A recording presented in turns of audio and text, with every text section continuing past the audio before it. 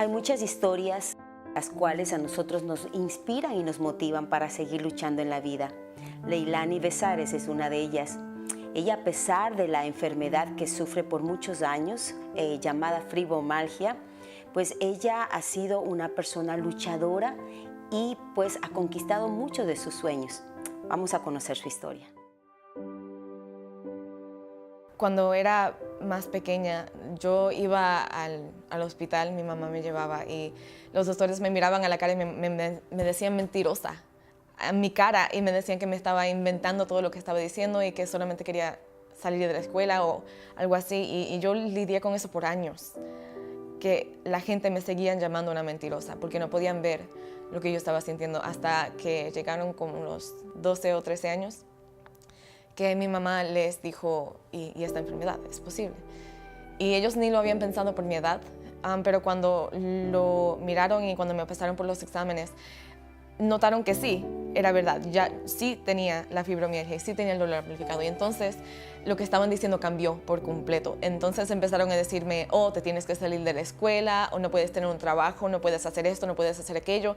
Y los doctores mismos me estaban diciendo que debería solamente rendirme y vivir del sistema del gobierno, pero eso no me gusta. Eso no me gusta que me digan que no puedo hacer algo porque estoy enferma. No me gusta que me digan que no puedo hacer algo porque estoy muy pequeña o porque no soy lo fuerte suficiente. Pero entonces yo tomé eso y lo sé, como que me dio coraje y decidí, mira, yo sí puedo hacer eso, puedo hacer aquello. Y yo volví a la escuela y me gradué un año temprano de lo que se supone. A la misma vez estuve en el colegio y tuve un trabajo, aunque no duró mucho, y hice todas las cosas que ellos me dijeron que no podía hacer.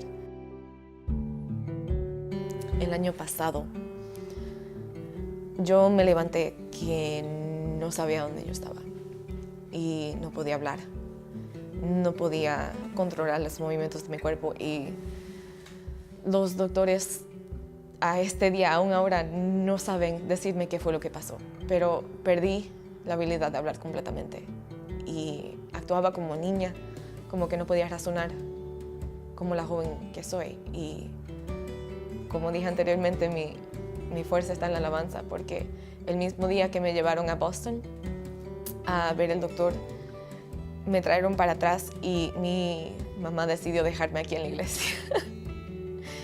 Me metió aquí y me puso en el altar y me dijo, canta. No podía hablar, como usted, pero me dijo que cante.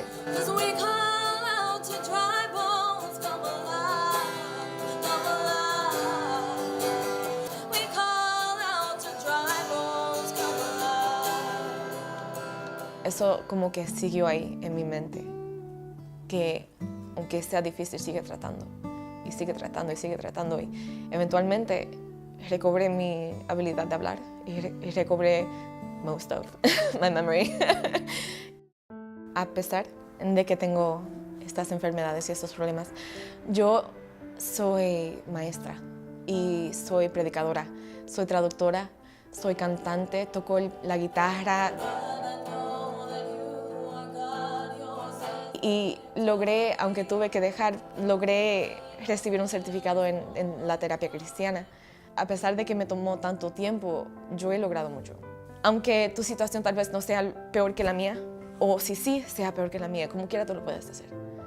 Porque a la verdad no estuve sola en nada de esto. Dios estuvo conmigo y cada vez que me empeoraba y me quedaba en la cama que no me podía mover, mi mamá siempre me ponía adoración o oraba sobre mí y me recordaba que todo se puede a través de Dios, que nos fortalece, que Él siempre está ahí. Y sabes que aunque no recibí mi milagro de la sanidad, que es lo que mucha gente espera, recibí un milagro de poder levantarme y poder pelear. Aunque todavía tengo el dolor, Él me dio el milagro de tener la fuerza de seguir hacia adelante, de seguir confiando en Él, de seguir diciendo, mira, nada me va a parar, nada me va a detener, porque si está en la voluntad de Dios, yo sé que lo voy a lograr.